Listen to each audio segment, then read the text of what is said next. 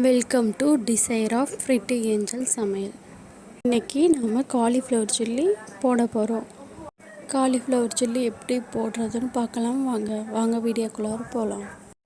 காலிஃப்ளவரை நல்லா சுத்தம் பண்ணி இந்த சைஸில் நம்ம கட் பண்ணி எடுத்துப்போம். ஒரு பாத்திரத்தில் கொஞ்சமாக தண்ணி ஊற்றி தண்ணி சூடானதுக்கப்புறம் நம்ம கட் பண்ணி க்ளீன் பண்ணி வச்சுருந்த காலிஃப்ளவரை இதில் எடுத்து போட்டுக்கலாம். போட்டதுக்கப்புறம் இது கூடவே கொஞ்சமாக மஞ்சத்தூள், கொஞ்சமாக கல் உப்பு போட்டு அப்படியே கலக்கி விட்டுக்கலாம். 5 to 6 நிமிஷம் நல்லா சுட தண்ணியிலே வேக வச்சுக்கோங்க. 5 to 6 நிமிஷம் கழிச்சு அடுப்பு ஆஃப் பண்ணிவிட்டு அதிலிருந்து எடுத்து காலிஃப்ளவரை வேறு ஒரு பவுலுக்கு ட்ரான்ஸ்ஃபர் பண்ணிக்கோங்க.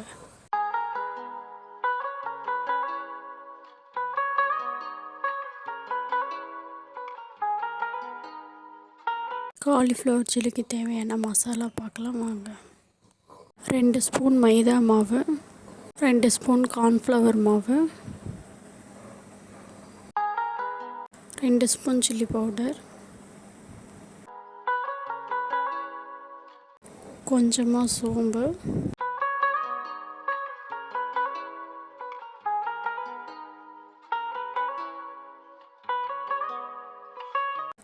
ஒரு டேபிள் ஸ்பூன் மிளகாய்த்தூள், தேவையான அளவு உப்பு, இடித்த 4 பல்லு பூண்டு,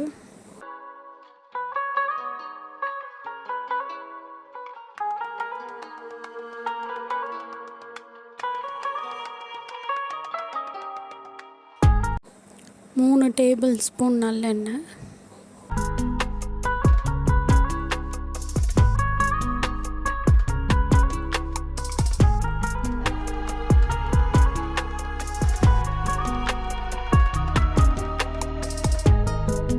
இதில் முட்டை வேணுன்னா கூட நீங்கள் முட்டை சேர்த்துக்கலாம். நான் முட்டை சேர்க்காமல் செஞ்சுருக்கேன். நீங்கள் முட்டை சேர்க்குறதா இருந்தால் ஒரு முட்டை சேர்த்துக்கோங்க.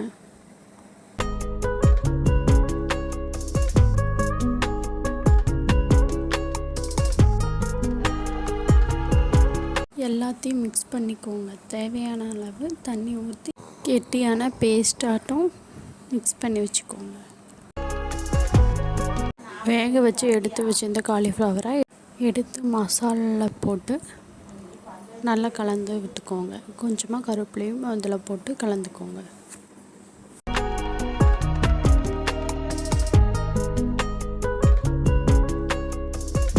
ஒரு கடாயில் எண்ணெய் ஊற்றி எண்ணெய் சூடானதுக்கப்புறம் இந்த காலிஃப்ளவரை கொஞ்சம் கொஞ்சமாக போட்டு ஒரு 2 நிமிஷம் விட்டு அதுக்கப்புறம் திருப்பி விட்டுக்கோங்க.